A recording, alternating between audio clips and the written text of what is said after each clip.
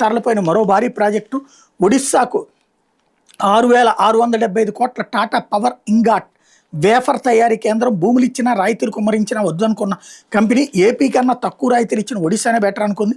ఒడిశాలో విద్యుత్ చౌక మౌలిక వస్తువులు బాగున్నాయి, ఏపీ కంటే ఒడిశానే బాగుంది. టాటా పవర్ సీఈఓ పర్వీన్ సింగ్ వ్యాఖ్య. జీవోలు కూడా ఇచ్చిన తర్వాత రాష్ట్రం నుంచి వెళ్ళిపోయిన ఆరో కంపెనీ టాటా.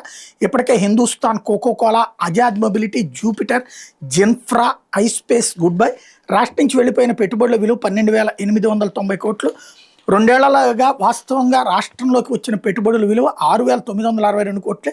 లోక్సభలో వెల్లడించిన కేంద్ర వాణిజ్య మంత్రిత్వ శాఖ లక్షల కోట్ల పెట్టుబడులు అంటూ బాబు అండుకో ప్రచారం డొల్లా అన్నటువంటిది హైలైట్ చేసినప్పుడు డిఎస్సి అక్రమాలపై సమరబేరి. నష్టపోయిన అభ్యర్థులకు న్యాయం చేయాల్సిందే. 10,000 పోలీసుల ఉద్యోగాలు భర్తీ చేయాలి, లేదంటే జంతర్ మంతర్ తరహా ఉద్యమానికి సిద్ధం. డిఎస్సి అభ్యర్థులు, పోలీసు ఉద్యోగార్థుల అల్టిమేటం. డిఎస్సిలో అక్రమాలు కేవలం 2,500 కానిస్టేబుల్ పోస్టులు భర్తీ.